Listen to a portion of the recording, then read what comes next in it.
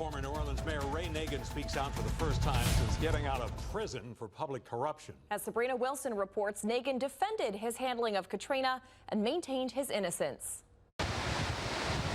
When Hurricane Katrina battered New Orleans and the levees failed, C. Ray Nagin was the city's mayor. 9 years later, when Nagin was no longer mayor, a federal court jury convicted him of 20 of 21 federal corruption charges.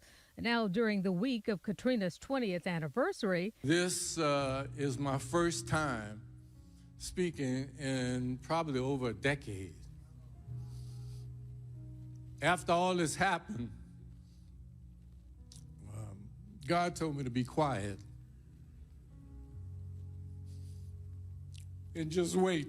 Nagin, who was released from prison in 2020, broke his silence at the Household of Faith Church in New Orleans. I've been exiled for speaking truth to power. During his speech titled Truth Hidden in Plain Sight, Nagin defended his leadership during Katrina. We were there through it all, and I never left my post. That's not what they're saying out there. Nagin referenced thousands who took refuge in the Superdome. And we knew we had a problem. He also alluded to his legal problems. You know, all the negative press started. And you know they're in cahoots with the prosecutors. So they leak information on you. And they start manipulating the public to think a certain way. They manufactured charges against me.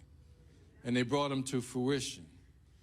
But it was okay, because God still had me.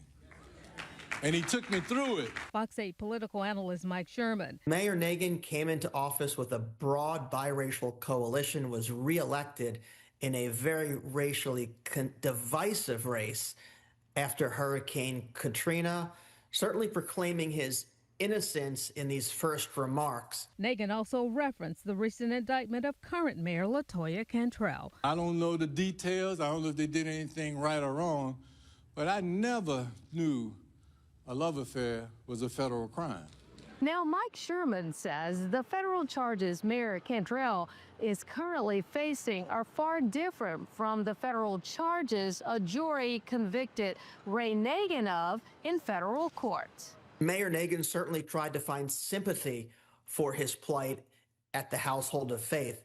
Many do feel sympathy for Mayor Cantrell, who lost her husband, who has very deeply personal charges related to a potential affair. Mayor Nagin, on the other hand, was convicted of public bribery and corruption while in office. So these charges are not apples to apples.